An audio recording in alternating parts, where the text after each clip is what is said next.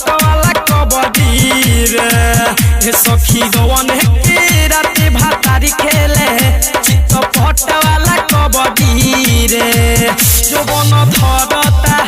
संग करता जोबन धरता संग करता चुमा के बुझले बा सब रे सखी गवन के राते भातारी खेले चित पट वाला कबड्डी रे हे सखी गवन के राते भातारी खेले चित पट वाला कबड्डी रे जोबन धरता संग करता जोबन धरता संग करता चुमा के बुझले बा सब रे हे सखी गवन के राते भातारी खेले चित पट वाला कबड्डी रे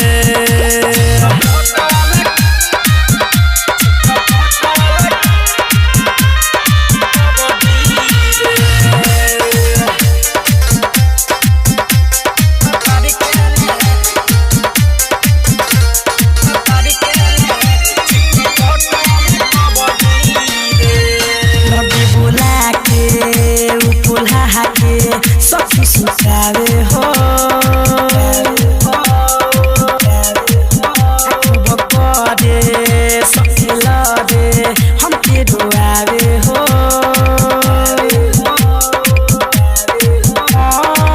कहला दर्द कमरिया तबु ना छोड़ेला देह तोड़ेला सखी तोड़ेला लगे बोला के उपुला के सखी सुतावे हो बकरे संगे लड़े हमके डुआवे हो कहला दर्द कमरिया तबु ना छोड़ेला देह तोड़ेला सखी तोड़ेला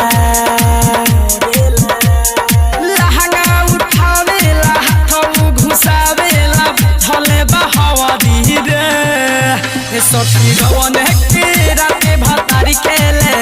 चित पट वाला कबड्डी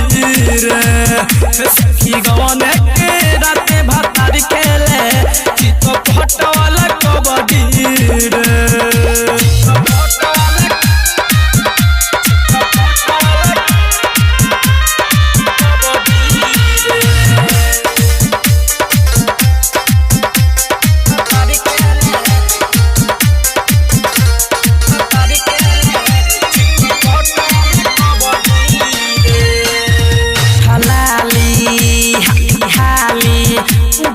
जाते हो मना करी तोरे सखी हम काटे हो हाँ दाइतर अर्जुन बलमुआ बड़ी खिसेला जोबन मिसेला सखी मिसेला उठलाली हाली हाली जाते हो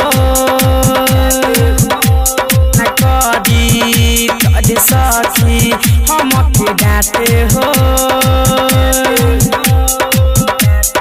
हाँ डाइटर रंजीत बलमुआ बड़ी खिसेला जोबन मिसेला सखी मिसेला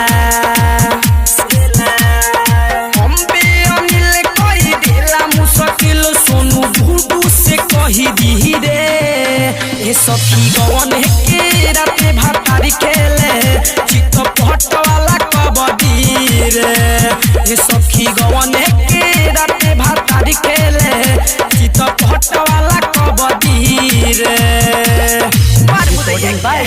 अनन्या रिकॉर्डिंग स्टूडियो साभा ससोला।